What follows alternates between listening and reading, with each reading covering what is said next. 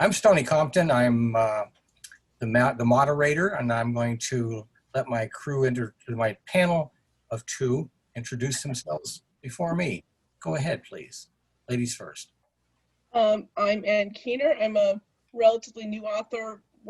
Both of my stories have been submitted to the Granville Gazette. I've published so far, I think I'm up to four stories. The one was published as a two-parter. Okay. And Mr. Huston? Hi, I'm Mark Huston. Can you hear me? I'm good? Yep. All right, you got to do that. I think every one of these meetings you have to say, can you hear me? So it's over with now. My name is Mark Huston. I'm a fairly prolific 1632 author. I've been doing it for 10, 12 years. I've got, I don't know, couple handfuls of stories out. Currently one running in the Gazette now, a three-parter that I wrote with David Carrico, which is one. It's using some of his characters in a romantic noir setting, and I've also got a novel out in the 1632 verse called Uptime Pride and Downtime Prejudice, which is a riff, of course, on Pride and Prejudice, like everybody in the world has done. And it seems it's worked well, and it's been selling very well. So it's done quite well. I'm very pleased with it. Okay. It was actually a Dragon Award nominee this year. So that was, yeah, it was. And for a first novel, I'm like, yeah, that's pretty. Okay, I'll take that. Yeah, so that's. I've got a few other stories here and there in other media, but I'm primarily a 1632 guy. Okay. Well, I'm Stony Compton. I write historical fiction, science fiction, and alternative history. I've written about 12 books now. I'm working on the 12th, actually 12th, 13th, and 14th, but that's research. I've written nothing in the 1632 verse at all, but Ring of Fire Press has published me with my Incident in Alaska Prefecture and the sequel to that. What did I call that? I'm having a brain fart here. But I've got two different series out that's alternative history, and I'm writing on one of those now, actually three. And I'm researching for my third historical novel. And as I said, I live in Oregon, and we're glad it started raining. And so, okay, romance in alternative history. And I guess we're going to start with what happened in the Ring of Fire verse. Now, I have to go on and admit this. I have read very few of the Ring of Fire books. I'm too busy reading and researching for my own work. So I really don't know what I'm talking about when it comes to that. Therefore, you guys are going to carry the load here. So. All right, romance. Talk to me about romance. Well, it's an interesting universe to write for because you get reminded with characters with different backgrounds and two different perspectives. I think both Mark and I have used that in our stories, like Uptime Pride and Downtime Prejudice is a huge one for that, right? Did I get the title right? Yeah, I mean, Uptime. Well, yes, that was actually my first attempt at a serious romance, and it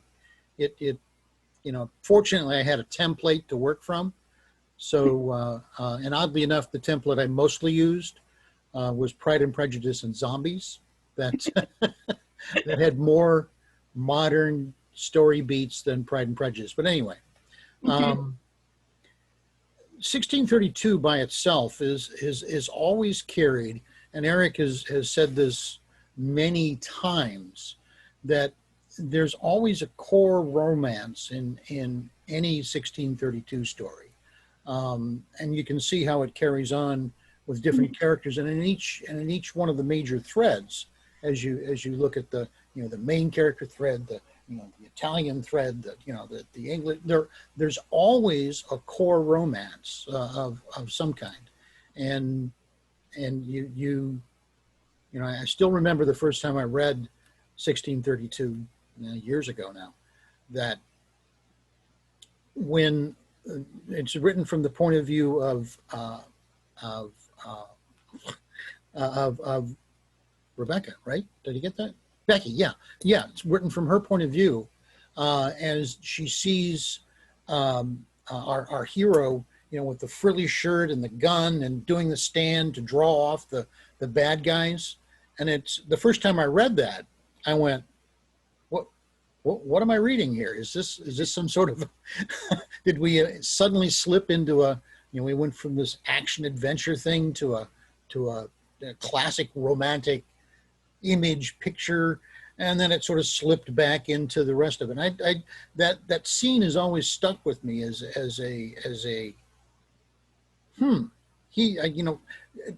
as I became a more experienced writer, I look back on that and I go, that's what he did. He teed that thing up, teed it high and let it fly right at the beginning. I didn't recognize it, the first time I read it, but now I go back and I read it and I go, oh, very clever, Eric, very clever indeed. I see what you did there. And then I make a note in my little notebook and say, I'm going to steal that sometime. But yeah, as a series, it feels like by having the romance tie, it sort of grounds everything in being character driven, I think, in a way. Which is, I think, is very important when you have all these technologies and ideas being thrown about different world. Grounding in characters helps ground the story. Because you can't really romance. Absolutely.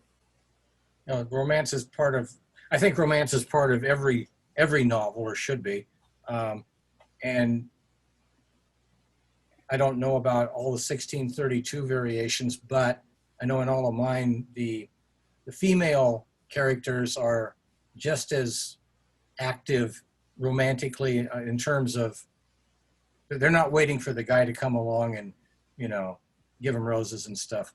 They're out there grabbing them, which I think is, well, I grew up in a household run by strong women as a child, and I've always enjoyed being around strong women.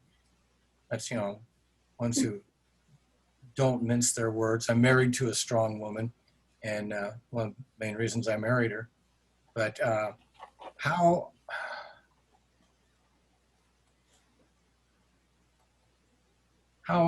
does the female characteristics of those characters that you're talking about in Ring of Fire, do they hold their own with the men, or are they sort of ancillary, or are they equals? They are equals. I would say the female characters definitely hold their own to the men. Sometimes they also often seem like sometimes the female characters are almost the leading characters with the men in support, and then you see both shine at different times. But yeah, like Jeff and Gretchen's like a classic one where like Gretchen's the face because she becomes the leader of a movement, but Jeff is who she leans on, and that's also a valid way to structure a romance, where it's like the person who's very much the public face, but you have the person who's the more quiet partner, can be either gender, who is the support, the rock for the person who is the more public face. Mm-hmm. Okay, well said. Mark, you have anything to add to that? I think, particularly in the 1632 universe, I'm trying to think of a female character who's a shrinking violet, and I can't come up with one. They're all.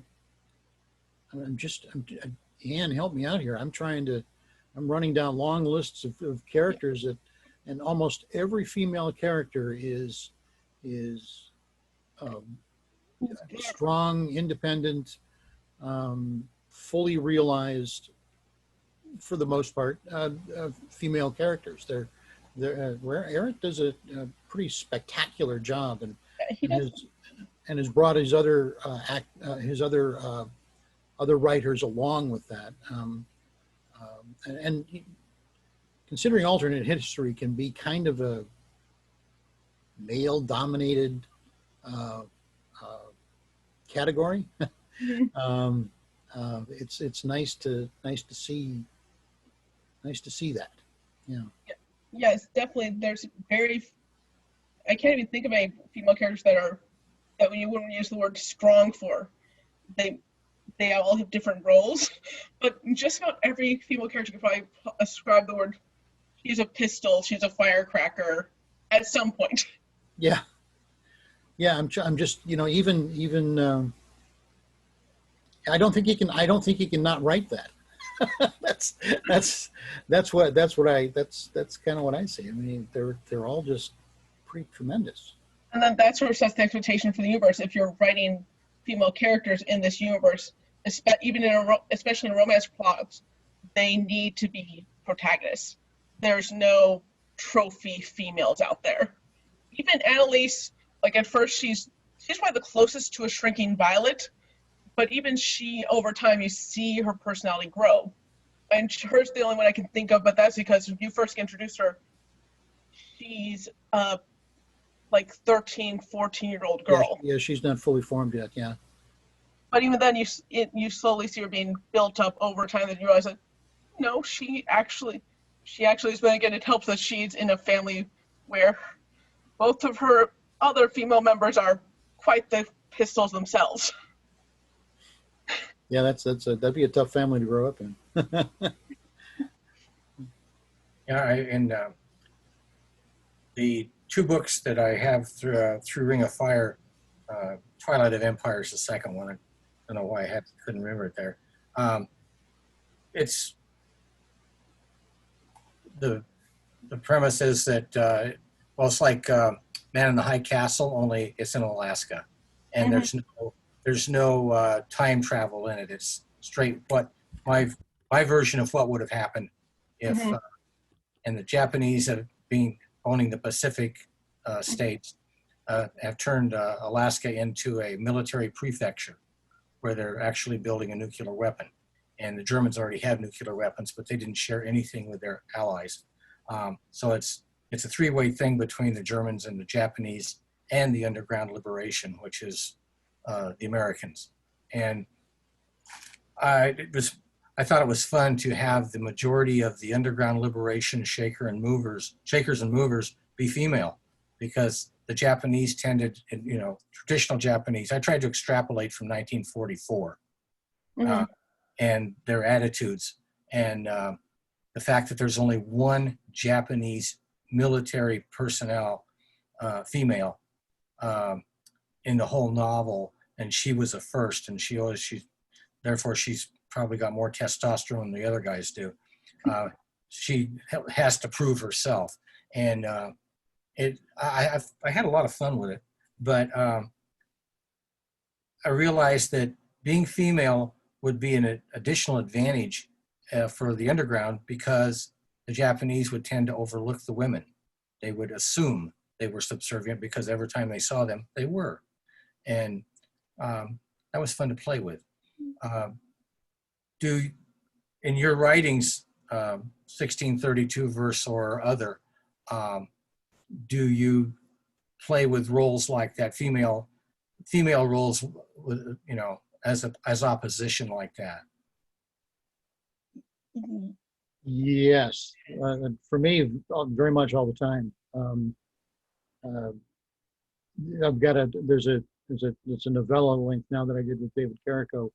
It's in the Gazette right now, called the Ethers of Magdeburg, and it's sort of this noir. But I've got a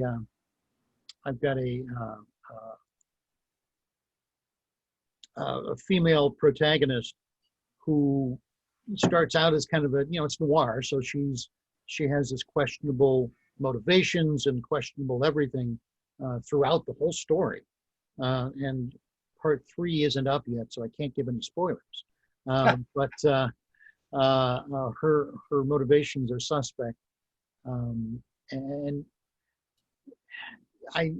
again, because I've written so much in 1632, I can't help but write you know, to Eric's example, strong female characters. So she just kind of took over the story. It started out with two guys, and then you know how these things go. You think you know where it's going, and a Right. character comes in and starts pushing everybody around, and then you have to listen to them and let them go, and pretty soon it changes everything that you thought you had. So that's kind of what happened there. She's quite a pistol. Yes. Mhm. When, And but and it's interesting playing as well because the expectations for uptimers versus downtimers, the strengths for each for female characters in both are written emphasized slightly differently, but at the same time they're strongly there. Like more often the fun is playing with each character's cultural expectations. Like Birthing Pain's first story that I've written that's really a romance, as Mark pointed out to me. It's about a couple going through that's loving, but going through one of those tough times, and worse, they're dealing with it with cultural differences that they don't even realize they have until they slowly deal with oh wait, we have to deal with this now. And also like the historical inferences, because the issue is the woman's an uptimer and she needs to have a VBAC because it's her second husband. She had a C-section with her second kid, so she's kind of going to be doing a difficult labor, and her husband just knows that C-section equals death. So, and all the conflict that comes up from just trying to bring new people into the world, and add in different parents with slightly different views of how child rearing, pregnancy, etc. is supposed to look like, or Mhm. supposed to go. Yeah, But still trying to ground in the fact that they love each other, and make the love feel genuine. That was an enjoyable story. I enjoyed that one very much. yeah, Mark, you said about characters taking over. When I was working on my historical, I have what I call the Gastineau Channel Quartet, which Ring of Fire just picked up all my books I self-published, which is wonderful. And Treadwell is I write really big historical novels. And Treadwell was the first one, and the second one is called Thane. And they're names of towns on Gastineau Channel. And Gastineau Channel is in Alaska, right in front of Juneau. But when I was researching Thane and starting to write it, I was living in Texas working for the Navy, and I was falling asleep one night, and I think I must have been asleep, because suddenly this very nice looking black woman came up to me and just looked right into my face and said, "My name is Kashmir, and I'm in your novel." And she is. She's a very strong, prominent character. But she just, I don't know where that came from. But she was there. I loved it. I wish that happened more often. Especially when they're good characters, right? Yeah, and she is. She's a great one. But They come in and grab you by the shirt collar and say, "You're going to write this story, right?" exactly. Yes, I am. And you're going to shine. You're going to be great. Yeah. Even as you're writing, just having I've had a couple happen a couple times where I tried to outline the planned plot piece of the story, and it slowly over time just shifts slightly. And I didn't intend it. That's just how it sounds better. And as I'm working on the story, it's like, no, I don't want the character to be this way. Like, I swear, like in a couple of my first drafts, some characters came off a lot more prickly or mean. And as the drafts went on, it's like, no, I don't want this person being like that. There needs to be some counterbalance in how you write the character, because yes, you want to add some flaws, you want to add some dimensionality. You don't want perfect paragon, because that can be a touch dull, but at the same time you want to make sure, okay, they have their flaws, are they still likable? Yeah, it's the likability challenge. Yes, how do you build a flaw and a reasonable flaw but not make the person unlikable? Yeah, that's always, you want the reader on your side. as much as you can, at least before you turn on them, you, you can start the character out likable and then fool them, that at least then they're invested. Well, yeah, exactly. Then they're invested. Well, it's sort of like, I think also a thing where it's like everyone's a hero in their own story. So again, if like you start a story from the character, from even a villain's perspective, you can at least sort of see where their thoughts are coming from, even if they're a completely loathsome character in the rest of the story. Mm-hmm. But I think, again, that's also the thing that's very powerful in 1632. There's only a handful of villains who I would consider in the class of irredeemable. Most people at least have a logic and sense of what they are doing, why they're doing what they're doing. They may or may not see themselves as evil, even though what they're doing is horrible. But honestly, the conflicts, some of the most fun conflicts are when you have two people who both mean well, think they're in the right, but their opinions are different. Yeah, absolutely. With Uptime Pride and Downtime Prejudice, which really is solidly a romance, that I actually intended to write as a romance. My first romance that I wrote completely by accident in the 1632 universe. And I've got a theory on how to write romantic interactions. I believe that if you set up a male and female character, the reader is already going to assume certain things.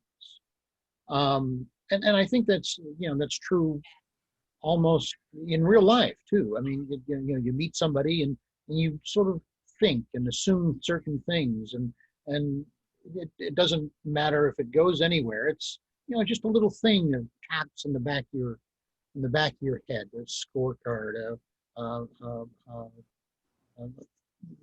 thought, something that just niggles back there. A dateability scorecard, like, okay, would I date this person? Yeah, something like that. And so that's there.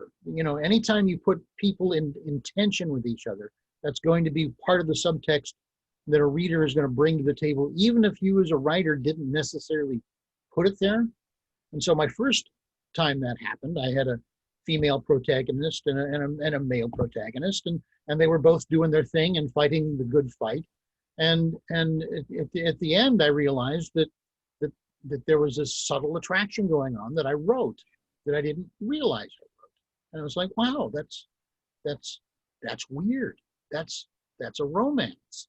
And it was there. So at the end, I acknowledged it, but on the no, we can't do that. We're too busy. So that without realizing, I put in all this romantic tension. And I think anytime you're dealing with two people, and they could be opposite sex, same, it doesn't really matter. There can be a tension there, and mining that tension is really what I discovered is romance. So it's mining the natural tension that's there, and I think that's true in alternate history. It's been very true in 1632, and I think it's true in all the other stuff, except for classical romance with knights and knights in armor and all that stuff. That's different, but that's the roots of this. But anyway, that's how I ended up writing my first romance. It was like, look what I did. I didn't know it. Yeah, yes, like I'll admit, Birthing Pains, I did not initially intend it to be romance. It just slowly became more and more. It was initially just more about writing out my own feelings about a situation I was in and just glossing over and masking into 1632, like how it would be like if I was, because I myself was facing what the protagonist was going through, where it's like, had a C-section, was looking at a VBAC. It's like, wow, what would it be like if you're doing this in 1632? And the story flowed from there, but slowly became much more of a romance because that became part of the foundation of the story. Because obviously, if you have a married couple that are going through this difficult time in any marriage, any couple's relationship, it becomes romance. And Yeah. So again, it's like sometimes it's what gets built in. I'm working on a story where I'm trying to build in romance, but again, it's more at the teenage level. But again, just acknowledge that it's going to be there in the subtext. Especially since in my story I have a group of teenagers doing a group project. 2 are male, 2 are female. Yep. You're doomed. Exactly, I'm doomed. I already have it stated that 2 of them would like to date, but I like to also play with downtimers because one, it means I don't have to use the grid, because I don't know how many of the audience are do 1632, but to write in 1632, there's an uptimer grid of characters that have been made, are available for claiming or not claiming. So for instance, for birthing pains, I use characters that were not at the time claimed. Mm-hmm. Edith Wilde actually helped make them. They were made as part of the original grid, but no one was using them at the time, so they were not claimed. So I never actually claimed them. Claiming just means that you've reserved this character for your use. I didn't claim them, but at the same time, you can write an unclaimed character. It's just if someone's claimed it, you have to clear it. Because obviously, since only a small town went back in time, everyone who went back in time is known. So you can't just invent someone. The characters of uptimers you can play with have been made. The downtimers are where you can have a lot of fun. Because those are blank slates. Yeah, I think Eric has a phrase. You know, you've got 3,500 uptimers, and downtimers. You have millions and millions of them. I think is the exact quote. Yeah. And you can use them as you see fit. Yes. Yeah. There's a lot of interesting downtimers that still need stories written about. Hundreds and hundreds of really interesting characters. And yeah, like the most one, like with the Elsevier story, it's working with someone who is known. There's a bit of historical blurb about them, but not enough that you can't have a little fun with them. Absolutely. I mean, just the number of brilliant scientists alive. I mean, I've been able to do stories about Descartes, and I've been able to do stories about John Milton, which, you know, it's kind of intimidating. I bite off more than I can chew all the time. Let's do a story about Milton. How hard can that be? Oh my God. Same with let's do a story about Descartes. And of course, one of the keys of the Descartes story was a romance. I managed to plug that into the middle of Descartes, because one of the things that he realizes as he reviews his work and his life, that's obviously, you know, he's a young man and it's presented to him, and that he really didn't. He made some time for women, but not very much. And he decides that relationship is something that he wants, and it changes him very much. So you can use romance as a character beat for even somebody like Rene Descartes. It's 1632 is fun to play. There's so many interesting things. I'm rambling. Sorry. Back to you, Stoney. How much, when you both are writing for Ring of Fire, how much research do you do on the, downtime characters that you pull into your stories? Do you like read a biography or? I'm kind of a research nerd, a history guy. So, you know, I mean,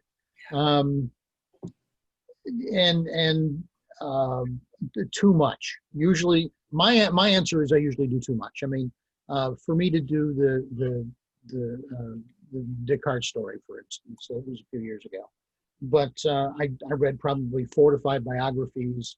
You know, rummaged through JSTOR a whole bunch, because I was looking for a particular period of his life, and a particular period of during the Ring of Fire, and really wanted to drill down and understand his character, understand, some of his writings. I mean, and then I needed to put him, within the political and economic and new Paris that was transitioning, and all the other scientists that were there. So that research took me probably 6 months of interlibrary loan and all the fun stuff for me that for me makes the story pop. I mean, it may be one or two facts in the story, but to me it makes a big difference. So I don't take these things on lightly.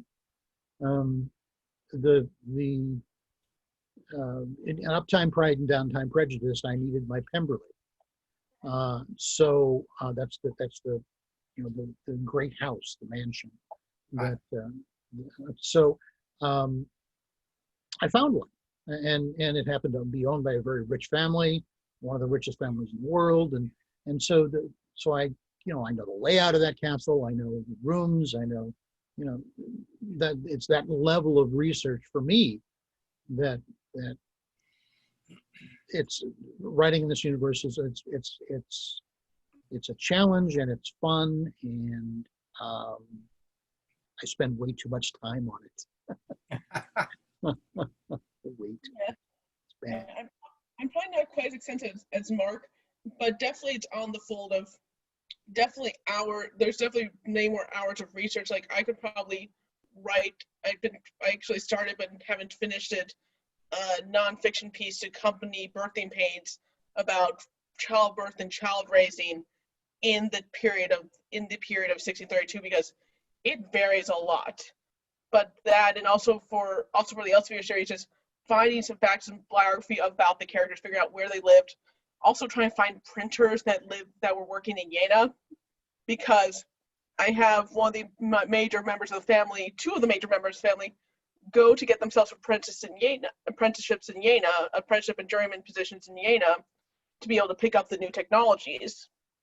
And so I had to find historical printers who were active in Jena at the right time. I found a couple, one which was actually a female printer, which was fun, because she was running the family firm for her son, because her son was not old enough yet to take over the business. That's And cool. again, but yeah, it's for me, it's often a little bit more of a slightly more directed, where it's like I'm trying to find this fact. I'm trying to find, like, if I'm setting up a story, it's like, okay, who are the people I'm using, or love Google, like, okay, what are some German names are proper to the time period, so I can write this character, give this character a realistic name for the time period. Because what we think of as German names now might not be appropriate for Germany in the 17th century, that they would not have used those names. I've made that mistake. Yeah. And there are enough Germans on the bar who will call you out. Yes, they will.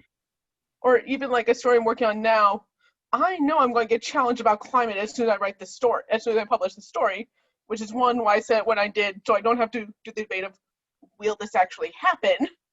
And two, I can probably smack them down with Chicago climate records versus Germany's new climate records.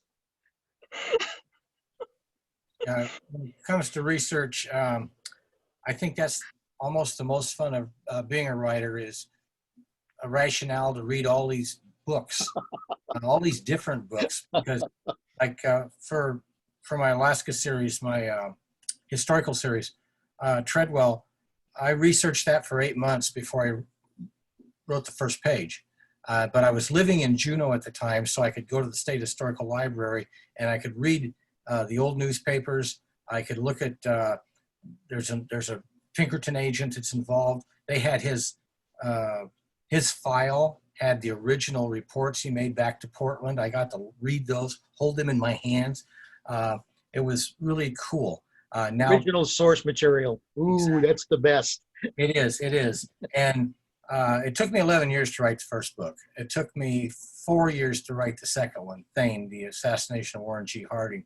But the first book was 1915 to 1917. The second book, 1920 to 1923. And the one I'm researching now is 32 to 36.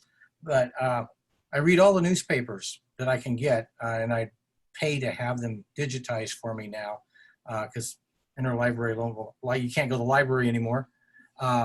So I read all the newspapers, so I know what was going on in the community, the whole time span that I'm writing about, and then I plug in my story.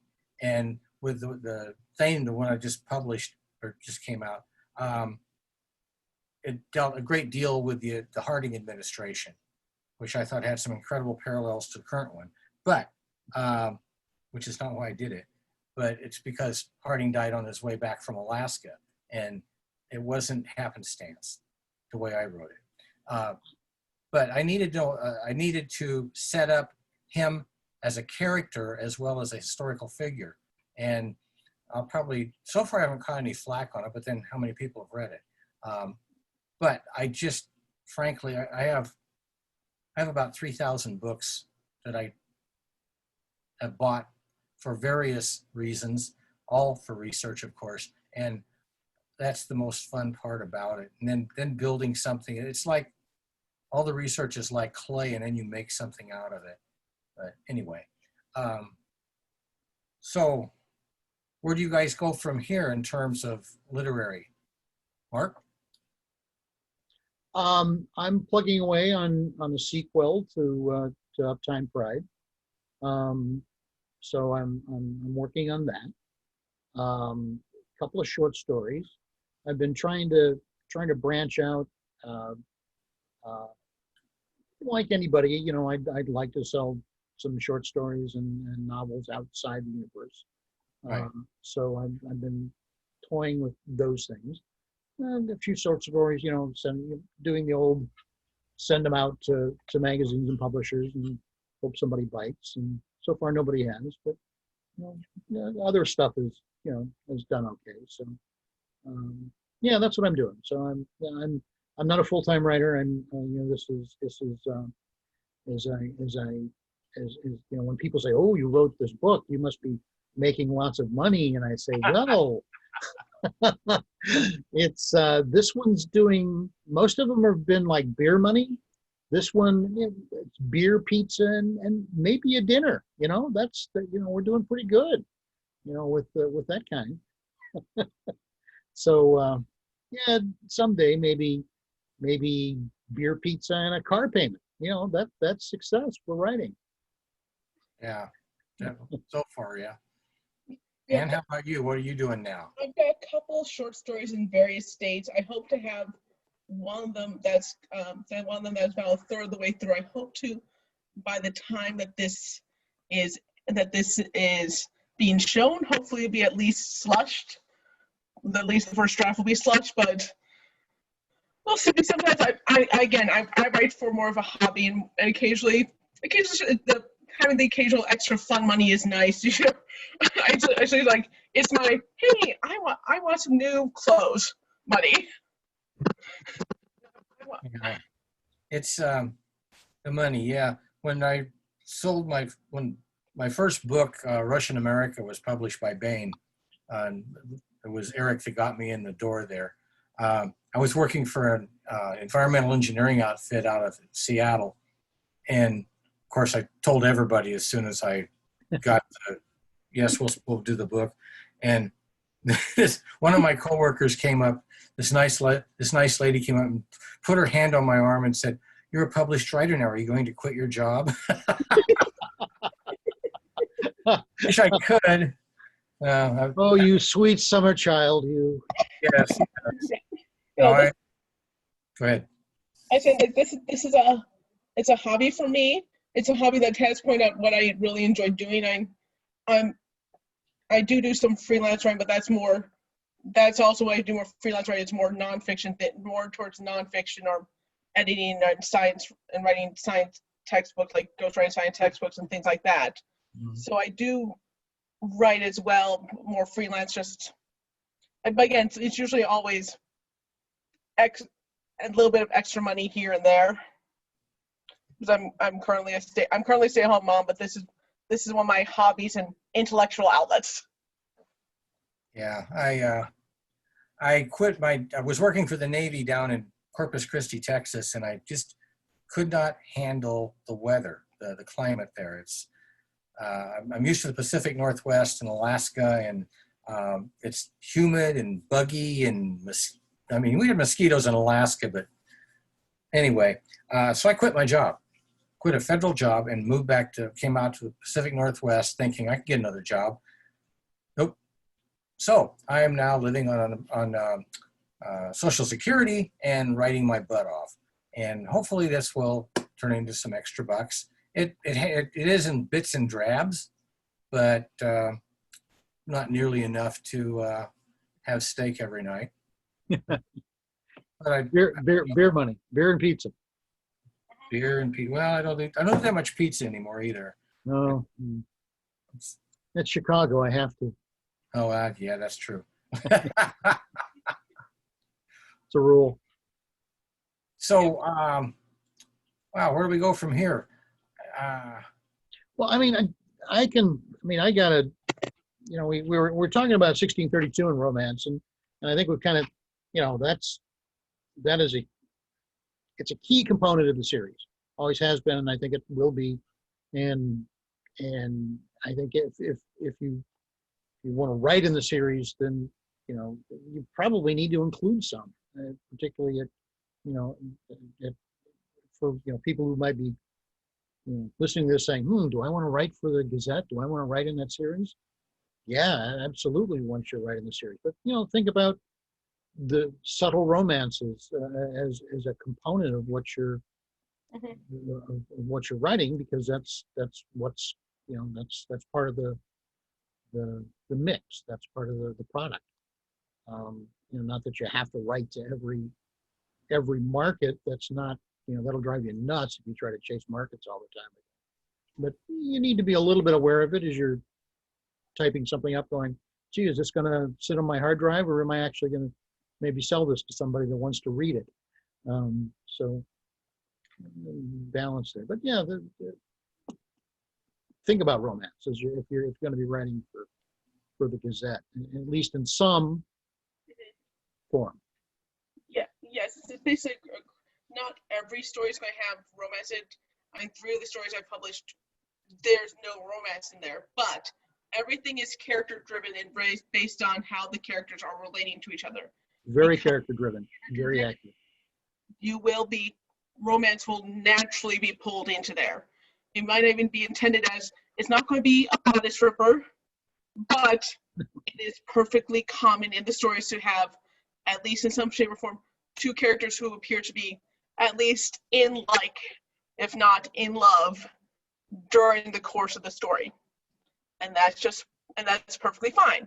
It means that as a writer, you need to understand what the tools are, how to create that, how to emphasize, how you slowly learn, and also just reading the stories, how to include that in without making it be, it's always, at least in 1632, it's at least a seasoning. It's not the main entree like in a true romance novel. Yes, very good. But it's always present as a seasoning. So you need to be aware that this is a very good seasoning to include, because it automatically gives you part of that character-driven conflict or even just tension that you drive through the story. It just adds character and depth to the people present. And then also for the female characters, they are in the stories typically at least an equal. No, at least an equal in the relationships. There's never the woman who's being pursued. They're always at least protagonists and actively involved. It's the difference between Bella Swan and Katniss. Is the way I put it. Yeah, when in doubt, go towards Katniss. Exactly. Fair enough. Okay. All right. So I'm not sure when we're supposed to be done with this. I think it's did they say 90 minutes? I 90 minutes? Yeah, they said to give 90 minutes, have 90 minutes available. I don't know if it's supposed to be full 90 minutes if this is being edited. How long they want it. Well, I mean, we can talk about a little bit about romance and alternate history 10 minutes left. broadly. I mean, we've Sure. we've got the 800-pound gorilla in the room in the term, Outlander. That's probably 2 panels all by itself. But that's the big money maker and alternate.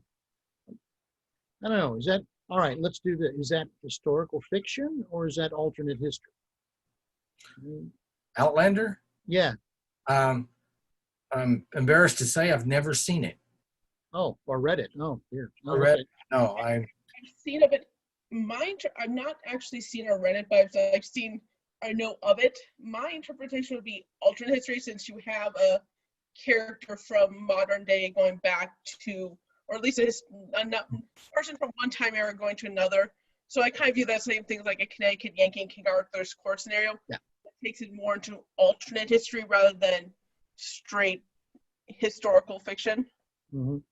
And the Twain I've read. Yeah. But that's another one that's a class. Same kind of idea. Yeah, same kind of idea where, and actually even 1632, where it's like you have something being introduced, whereas there's other historical fiction which is much more history. Well, it's also like there's this two schools of alternate history. It seems like there's the 1632 Outlander and Connecticut Yankee and King Arthur's Court are, where something from one era gets added to another era. Mm-hmm. And then there's the other one. I think of Roma Eterna as like a good example of this one, where something that happened in one timeline does not happen, and then you proposit what the logical changes are. Like your story of the U.S. losing World War II and being conquered by Japan, parts of being ruled by Japan. That's the other kind. There's no one from out a different timeline or different history period in time, but there is a different. But you are doing a what if. They're all what ifs in alternate history, but sometimes the what if is a little different. Like it's basically like, what if you have these warriors of different timeline, different skills, meaning who never really would meet, versus, well, what if so this battle went a different way? What if this thing did not happen? Yeah, it's I think it's what they call point of divergence is the fancy term for it. Alternate history almost always has a point of divergence. Eric's was the Ring of Fire. Boom, that happened. That's a point of divergence. Everything before that happens, it normally did. Everything after that is within the universe. Same with, we're mentioning Outlander a little bit. The point of divergence is when she lands back, in 18th century Scotland. That's the point of divergence. All of those are that point is where that's where the story diverges. Point of divergence. I'll shut up now. Go ahead. I think for just historical fiction in general, it's probably just thinking about, well, obviously researching the time and thinking about how the romance would work there. Or sometimes, even if you're building a strong character, how would they function in that time period with those expectations of the expectations of behavior, like, or even how they work within the bounds and rules. Which time goes like to a Pride and Prejudice, like no one argued that Elizabeth is not a strong character, but she is clearly a woman of that time. Yes. That's also a thing that to keep in mind, even in an alternate history, it's a hard thing to do, but it's important to remember the characters who are supposed to be of the time period that you're working with are of that time period. There are going to be different ideas about how things are supposed to go, different morals, different, even though a person might be very strong and bold by their time, to a modern viewer it might be they might seem a little more timid, so it's more to either have the bias of the person who's like a marking post against them, or like the guide where it's like, here's normal behavior, here's how your character acts. Oh, they actually are bold for their time, if you're writing a female character, or if they are working or strong within the bounds. Yep. I mean, when your world is populated by people like Claudio de Medici, there's plenty of opportunity for strong female characters. There's an alternate history series that since I've been living in Jane Austen world a little bit, putting this together, and that was kind of fun. That meshing. What's her name? Oh my, hang on. Julie Mccelwain. Is her name? She's got 4 or 5 books out now, and they all take place in Regency, England. But it's a time travel, all out of history thing where female FBI agent ends up back in Regency, England, solving murders. It sounds stupid, but I've enjoyed the series very much because she does her research. She does all the things that I respect about 1632. She does her research. Her characters are, even the female characters, in an unempowered structure, work to be empowered. There's a lot of that. So it's from my perspective, it hits all the boxes of, she's done her homework, done all the things right, and I've enjoyed that series very much. So I would particularly, if you like what I did, you'd like what she did, because I think I did the same stuff. Did my homework, knew who was there, did the historical research. So it's a nice little series. I like it.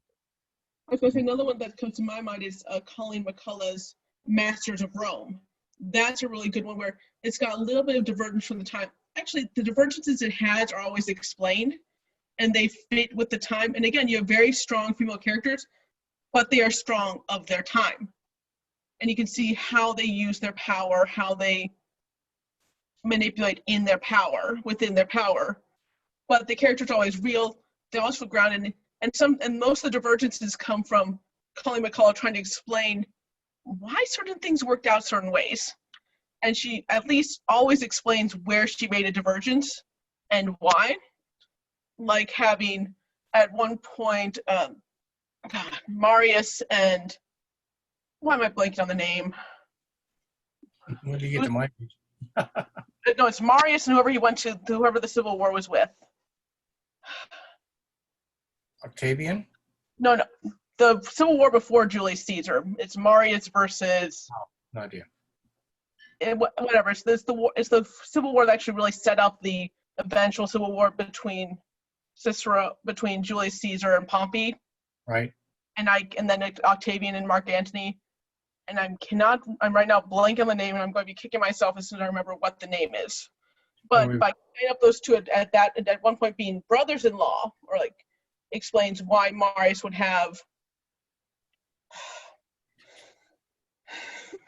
I'm trying not to go to my phone to look it up, but it's what I think. No, it starts with an S, I think. Why am I blanking on? But again, anyways, it's grounding things in ways that explains, like, or why was Octavian hiding in a swamp during the big battle against Brutus, against Julius Caesar's murderers. The explanation is that, Octavian has asthma. That's why he was barely active on the fields. It was known, like, at the time, for not really being athletic, not trained much. Giving him a disease that may explain things away kind of fit with what was known about the family just through general research, and saying, like, this is the reason he did that. Yeah, not to mention he was smart as a whip. But again, like, even when you slightly tweak something from history, putting your reasoning in there and explaining, especially even to the audience, if they can look it up and say this is not supported. Sometimes showing your work, at least in your notes or like forward or afterward, can be really nice for a reader.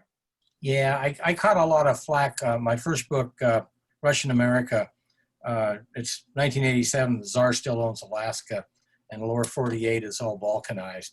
And a lot of people, I know where I don't like to give away everything that I've researched or where I turn things. I like to make people think about it.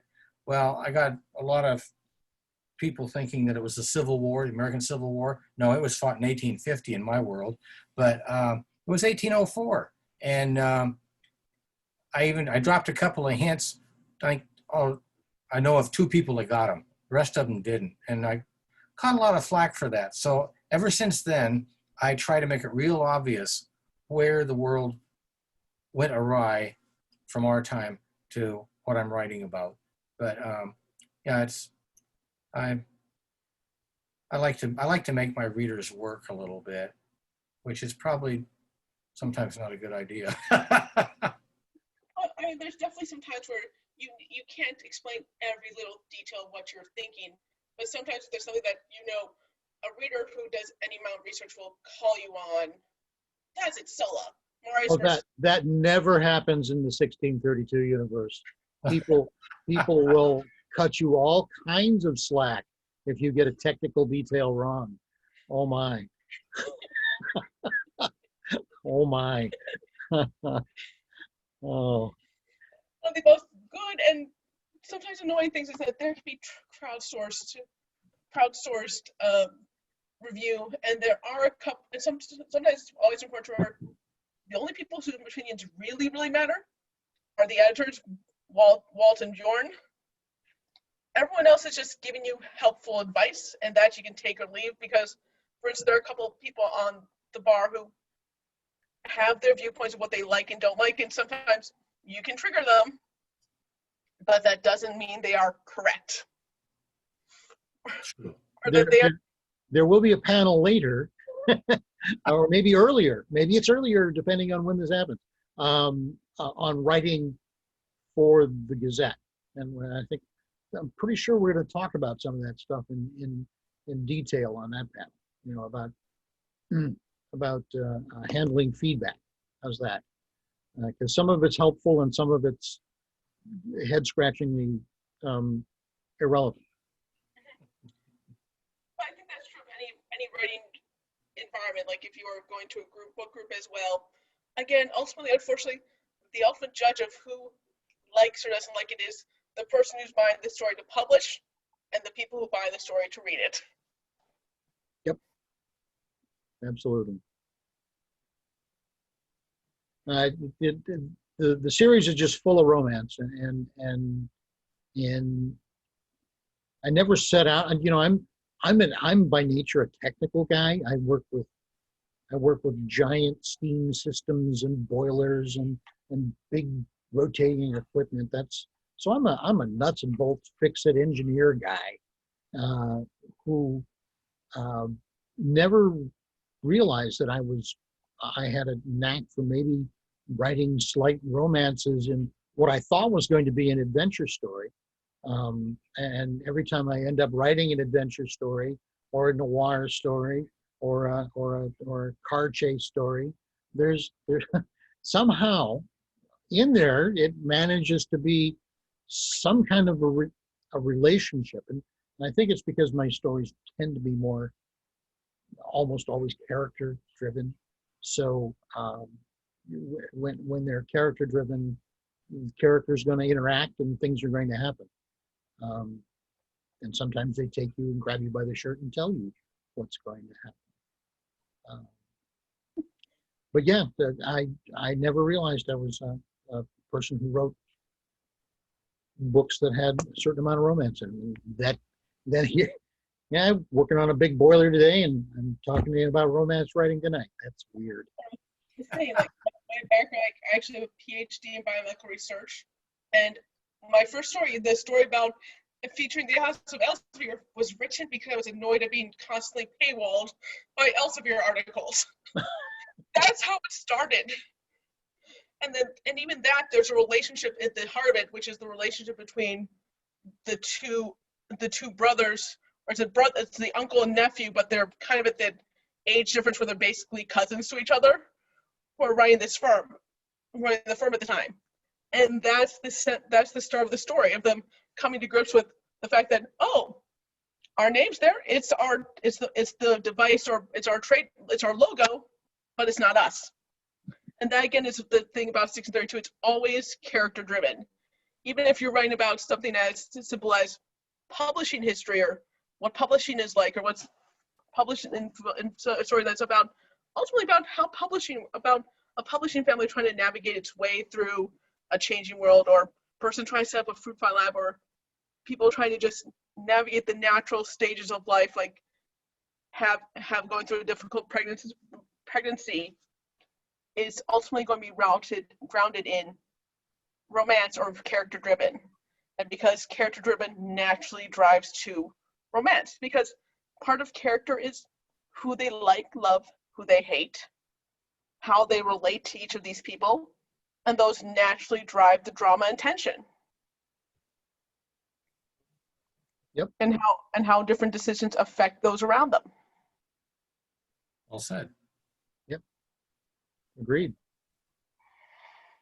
All right. Well, I got my little chat box opened up, and I think if this is a real con, the person at the back of the room, you know, where they come by and wave at you to clear out for the next panel discussion. I think we just got that in that little button that came up there. I think we did too.